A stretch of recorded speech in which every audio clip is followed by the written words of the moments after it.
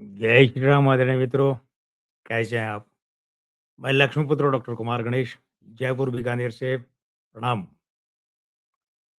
Cinema जगत के व्यक्तित्वों की बात कर रहे हैं वर्ष 2026 के क्रम में कि ये वर्ष इनके लिए भाग्य के दृष्टिकोण से कैसा रह सकता है। हम जो बातें करते हैं वो संबंधित व्यक्ति के जो जन्मांक में उपलब्ध होते हैं या जो नामांक में उपलब्ध होते हैं, हम उसके आधार पर बात करते हैं। अगर उनमें कोई ऊंच-नीच, कमी-बेशी या कोई गलती है, तो फिर वो गणना का परिणाम भी प्रभावित हो सकता है। लेकिन हमें लगता है कि आदित्य चोपड़ा के जन्मांक जो हमें उपलब्ध है, वे सही हैं, क्योंकि इनके बारे में हम कभी गलत नहीं निकले। वर्ष 2009 से लेकर 17 साल हो रहे हैं, हो गए 18वाँ साल चल रहा है। 21 मई 1971 शुक्रवार का आदित्य चोपड़ा का जन्म है, तो कुल मिलाकर उम्र का 55वां और 56वां साल इनके लिए चलेगा। यानी आयु अंक 1 और 2 चलेगा। समय पक्ष में कम है, विरोध में अधिक है। कौन सा समय? वर्ष 2026। अब चूंकि आदित्य चोपड़ा फिल्म निर्माण भी करते हैं और फिल्म निर्देशन भी करते हैं, तो इस वर्ष अगर ये फिल्म निर्माण करते हैं, यानी निर्माता के रूप में फ़िल्म रिलीज़ होती है, तो वो निराश कर सकती है, दुखी कर सकती है। और अगर हम सुझाव दें,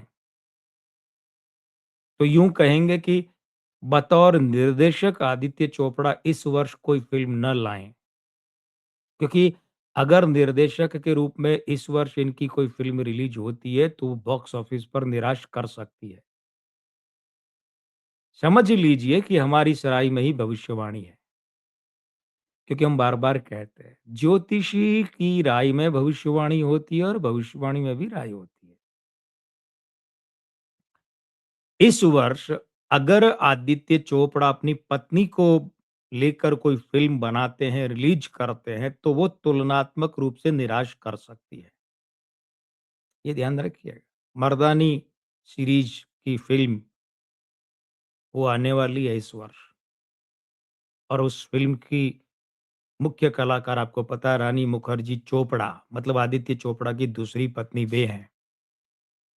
खैर, हमें तो इस सीरीज़ की पहली दोनों फ़िल्में भी कोई अच्छी तो छोड़िए ढंग की भी नहीं लगी।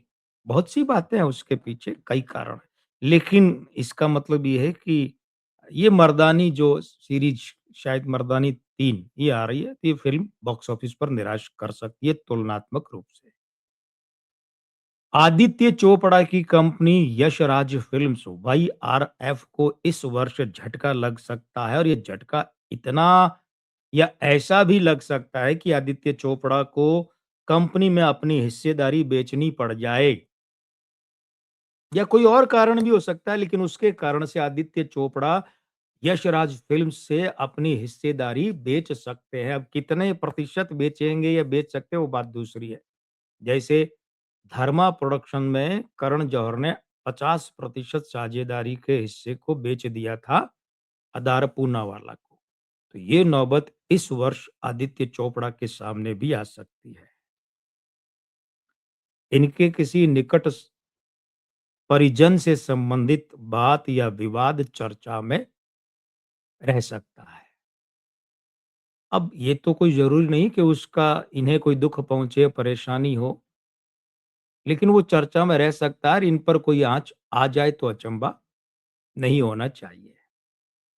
मैं लक्ष्मीपुत्र डॉक्टर कुमार गणेश, जयपुर बीकानेर से। जय श्री राम। प्रणाम।